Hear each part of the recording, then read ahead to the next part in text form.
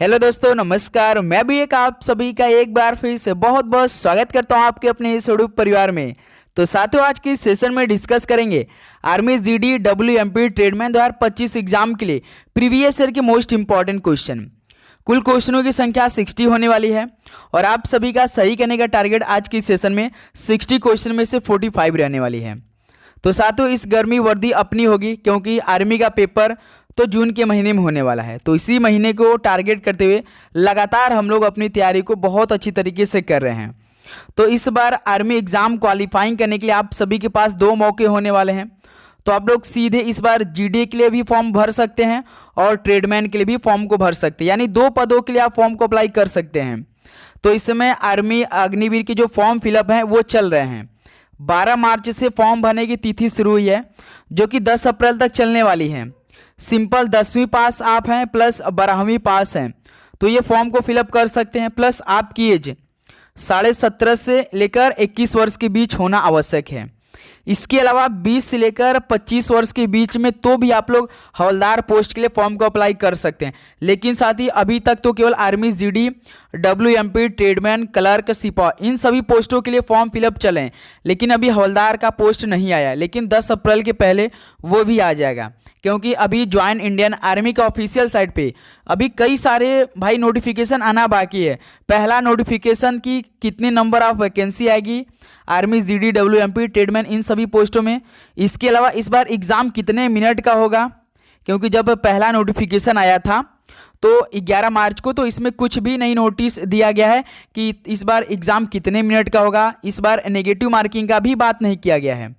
2024 में तो भाई 1/3 नेगेटिव मार्किंग का सिस्टम था, लेकिन इस बार वो भी नहीं किया गया। लगता है इस बार हटा दिया गया है। तो देखते हैं क्या होता है। तो चलिए दोस्त, इस सेशन को स्टार्ट करते हैं बहुत अच्छी तरीके से। फटाफट एक क्वेश्चन को डिस्कस करेंगे और अपनी तैयारी देखिएगा। तो आप सभी से टारगेट हमें चाहिए कि आपका लगभग 45 क्वेश्चन सही होना चाहिए। लास्ट में आप अपना स्कोर जरूर बताएंगे। ओके दोस्त, तो चलिए इस सेशन को स्टार्ट करते हैं।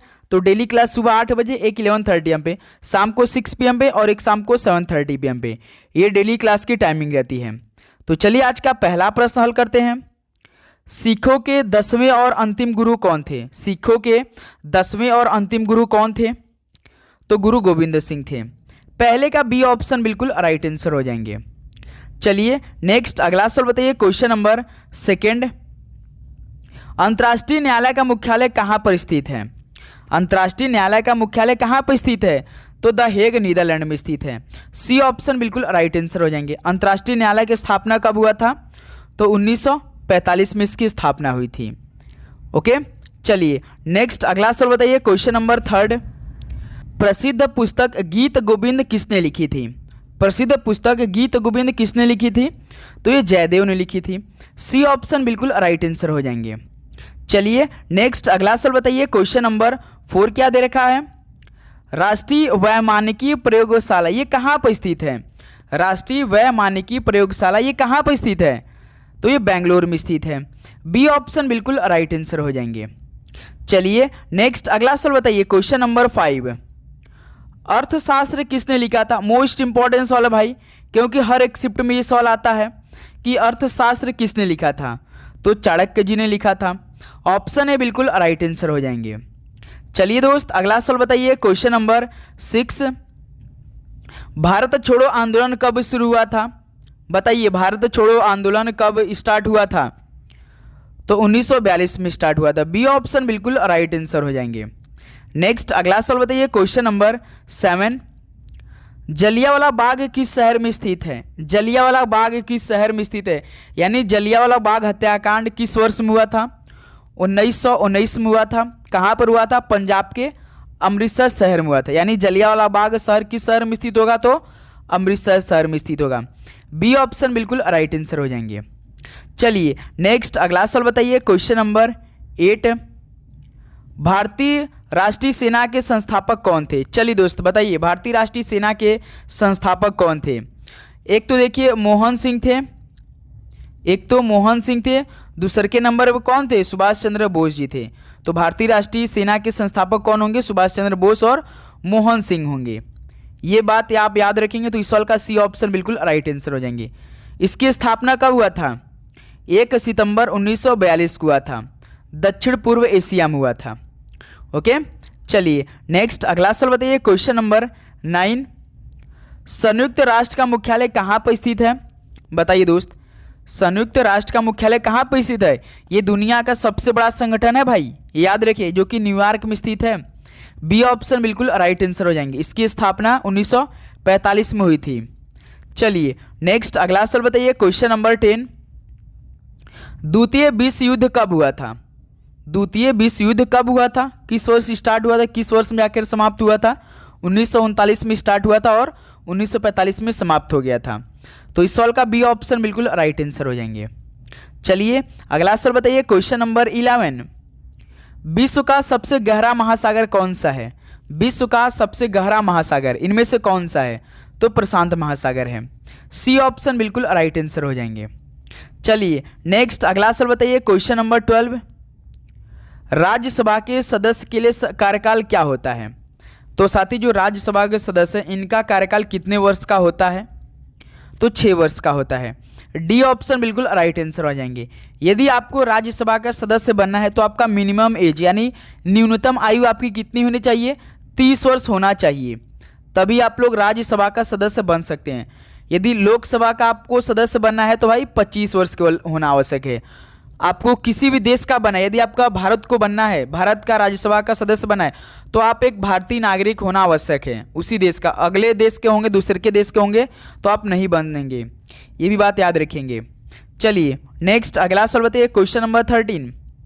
अंतर्राष्ट्रीय न्यायालय के अध्यक्ष के रूप में नियुक्त होने वाले पहले भारतीय कौन थे? तो अंतर्राष्ट्रीय न्यायालय के अध्यक्ष के रूप में नियुक्त होने वाले पहले भारतीय कौन थे?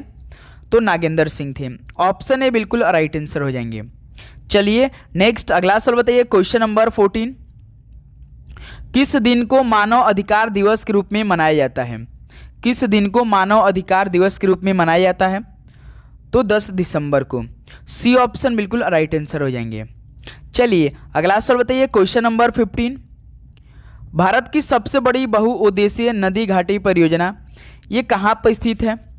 भारत की सबसे बड़ी बहुउद्देशीय नदी घाटी परियोजना ये भाखड़ा नांगल में स्थित है। बी ऑप्शन बिल्कुल राइट आंसर हो जाएंगे। चलिए दोस्त अगला सवाल बताइए, क्वेश्चन नंबर 16 क्या दे रखा है?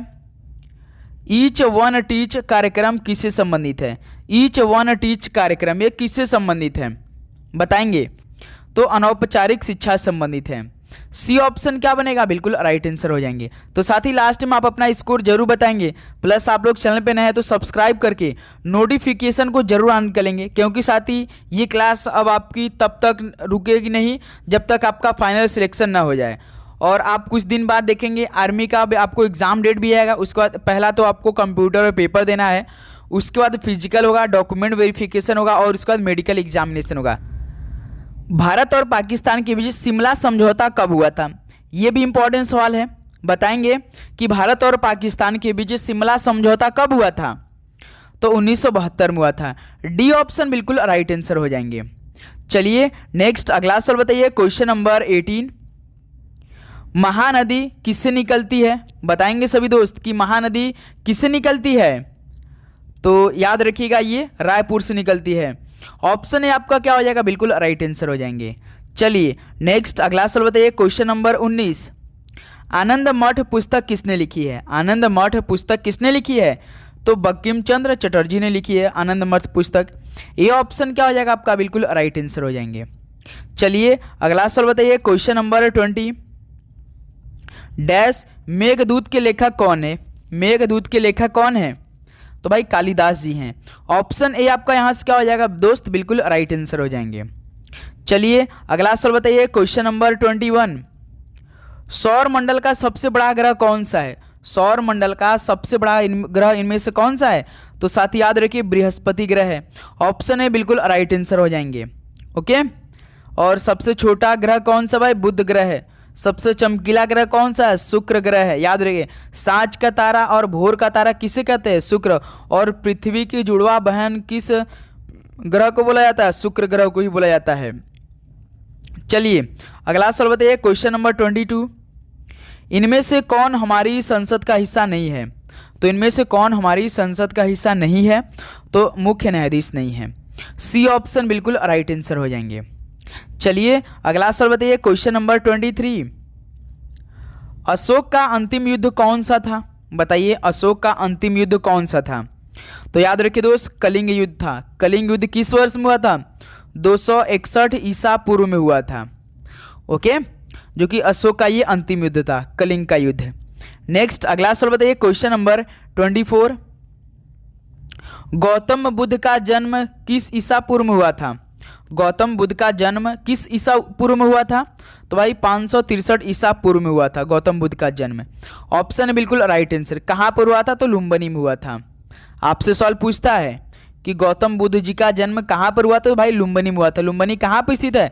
भारत नेपाल सीमा के पास में है। भारत नेपाल के सीमा के पास में है। चलिए नेक्स्ट अगला सवाल बताइए, क्वेश्चन नंबर 25। वायुमंडल में कौन सी गैस प्रचुर मात्रा में उपलब्ध है? वायुमंडल में कौन सी गैस प्रचुर मात्रा में उपलब्ध है? तो भाई नाइट्रोजन है। डी ऑप्शन बिल्कुल राइट आंसर हो जाएंगे। चलिए नेक्स्ट अगला सवाल बताइए, क्वेश्चन नंबर 26।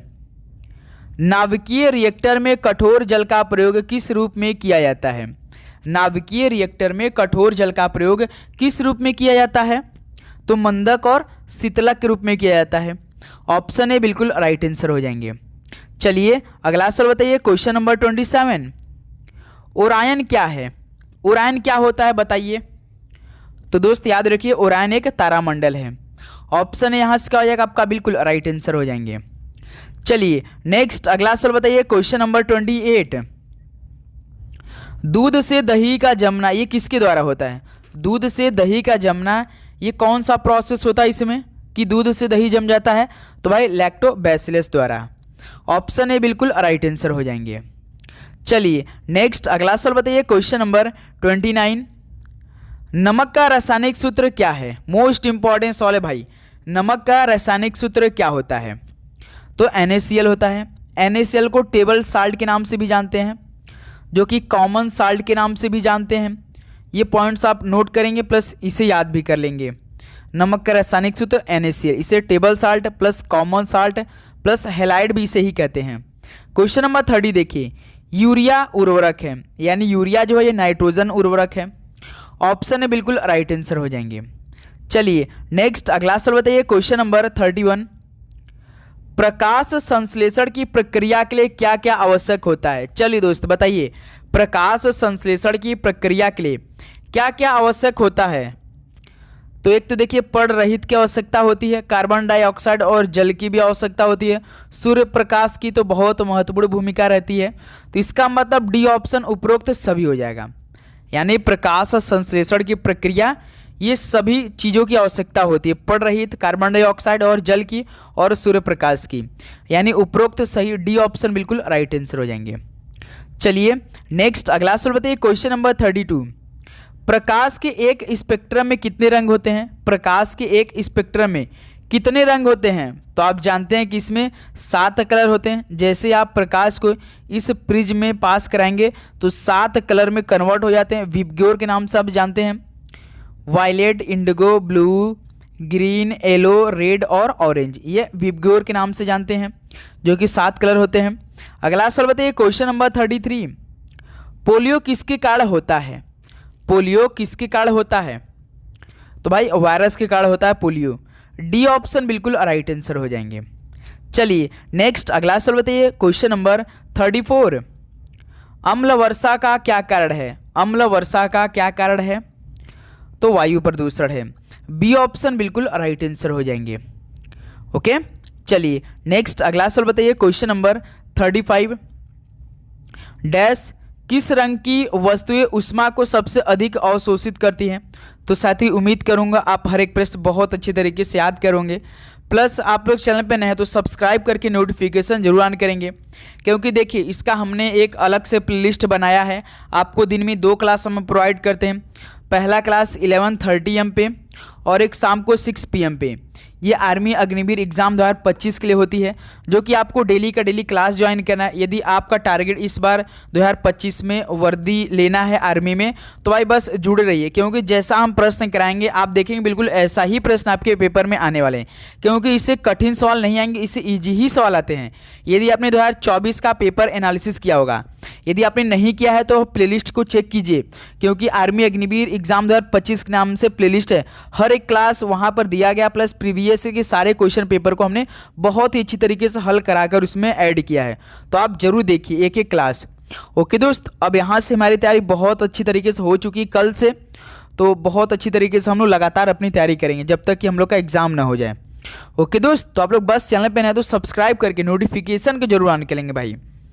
तो देखिए किस रंग की वस्तु उष्मा को सबसे अधिक अवशोषित करती हैं, तो भाई काले रंग के। यदि आप धूप में काला रंग पहनकर चले गए तो आपको इतनी तेज धूप लगेगी, आपका तुरंत बदन जलने लगेगा, ऐसा प्रतीत होगा। अगला सवाल बताइए, क्वेश्चन नंबर 36। पिंडों के कंपन से क्या उत्पन्न होती है? भाई पिंडों के कंपन से क्या उत्पन्न होती है? तो ध्वनि उत्पन्न होती है। डी ऑप्शन बिल्कुल राइट आंसर हो जाएंगे। चलिए नेक्स्ट अगला सवाल बताइए, क्वेश्चन नंबर 37। मृदा में पौधे उगाने के लिए किसका होना आवश्यक है? भाई मिट्टी में पौधा उगाने के लिए क्या आवश्यक होता है बताइए? कार्बन डाइऑक्साइड, ऑक्सीजन, नाइट्रोजन या हाइड्रोजन? ये मोस्ट इंपॉर्टेंट सवाल भाई। तो नाइट्रोजन होना आवश्यक है मिट्टी में पौधे उगाने के लिए। सी ऑप्शन बिल्कुल राइट आंसर हो जाएंगे। चलिए नेक्स्ट अगला सवाल बताइए, क्वेश्चन नंबर 38। आयोडीन के अभाव से कौन सा रोग होता है? बताएंगे दोस्त कि आयोडीन के अभाव से कौन सा रोग होता है? गलगंड, घेंघा, स्कर्वी होता है, या बेरी बेरी होता है, या रिकेट्स? सभी साथी फटाफट इस सवाल का राइट आंसर देंगे। क्या बनेगा इस सवाल का राइट आंसर? तो मेरे दोस्त याद रखिएगा गलगंड यानी घेंघा रोग होता है, यानी ए ऑप्शन इस सवाल का क्या हो जाएगा? बिल्कुल राइट आंसर हो जाएंगे। चलिए दोस्त नेक्स्ट अगला सवाल बताइए, क्वेश्चन नंबर 39। मौर्य वंश के संस्थापक कौन थे? चलिए बताइए मौर्य वंश के संस्थापक कौन थे? तो सर जी हरीश चंद्र थे, याद रखिए दोस्त। यानी 39 क्या हो जाएगा आपका? चंद्रगुप्त मौर्य। सॉरी भाई, मौर्य वंश के संस्थापक तो भाई चंद्रगुप्त मौर्य थे, यानी सी ऑप्शन इस वाले क्या हो जाएगा? बिल्कुल राइट आंसर हो जाएंगे। ये नोट याद करेंगे आप लोग। चलिए नेक्स्ट अगला सवाल बताइए, क्वेश्चन नंबर 40। थार मरुस्थल किस देश में स्थित है? थार मरुस्थल ये किस देश में स्थित है? भाई देश की बात कर रहा है तो ये भारत देश में स्थित है, यानी इस सवाल का बी ऑप्शन क्या हो जाएगा? बिल्कुल राइट आंसर हो जाएंगे। चलिए नेक्स्ट अगला सवाल बताइए, क्वेश्चन नंबर 41। इंडिया गेट किस शहर में स्थित है? भाई साहब इंडिया गेट किस शहर में स्थित है? ये यदि पूछता कि इंडिया गेट किस देश में स्थित है, तो अपने प्यारे भारत देश में स्थित है। किस शहर में स्थित है? तो भाई दिल्ली शहर में स्थित है। सी ऑप्शन क्या हो जाएगा इस सवाल का? बिल्कुल राइट आंसर हो जाएंगे।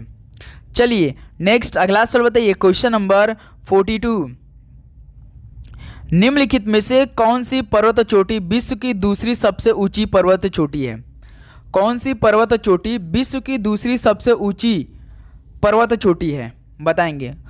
दूसरी पूछ रहा भाई, दूसरी सबसे ऊंची पर्वत चोटी, तो याद रखिए K2 है, यानी डी ऑप्शन K2 बिल्कुल राइट आंसर हो जाएंगे।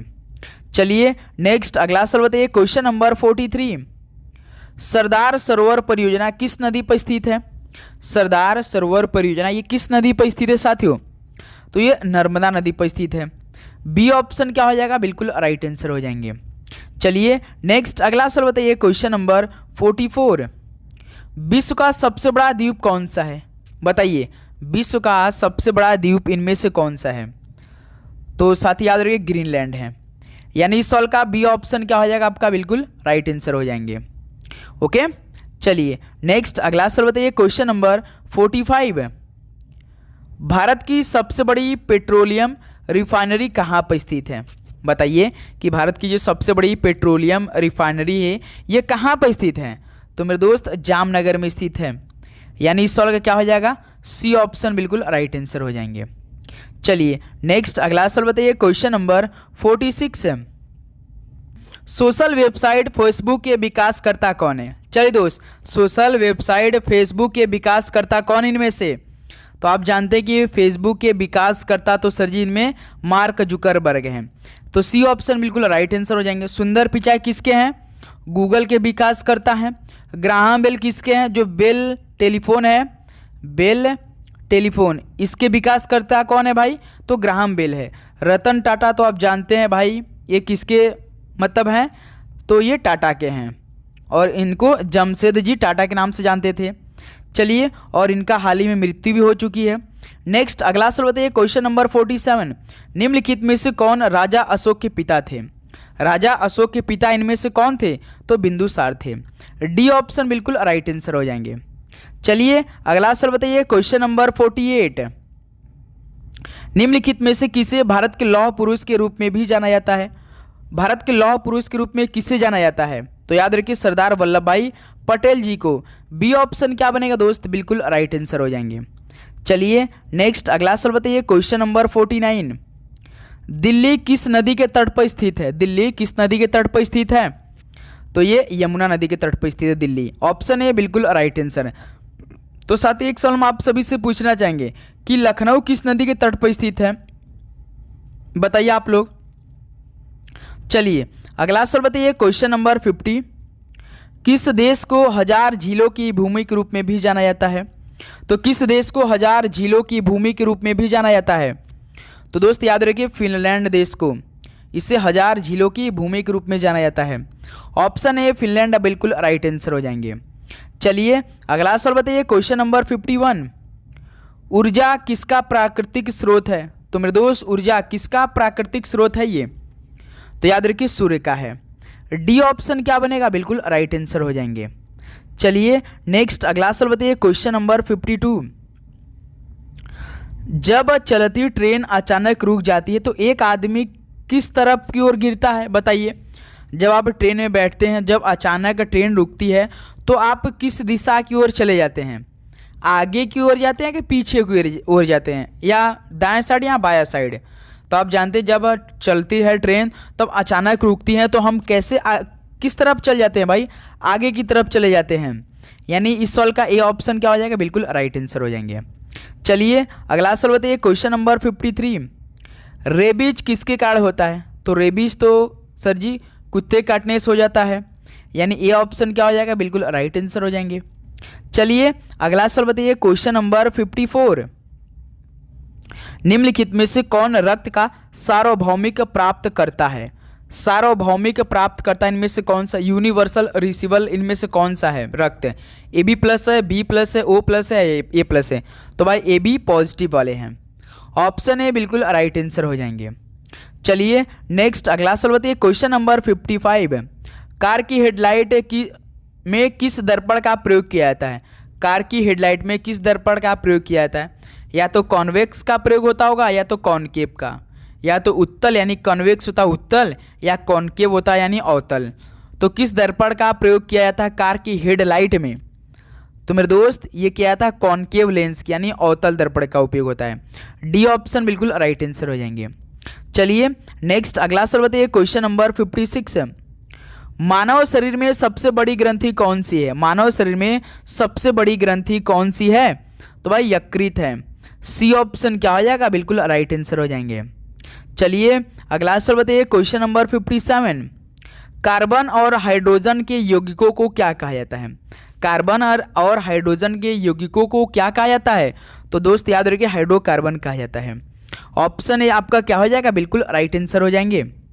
चलिए नेक्स्ट अगला सवाल बताइए, क्वेश्चन नंबर 58, सोडियम का रासायनिक चिन्ह क्या होता है? तो सर जी सोडियम तो Na के नाम से हम जानते हैं।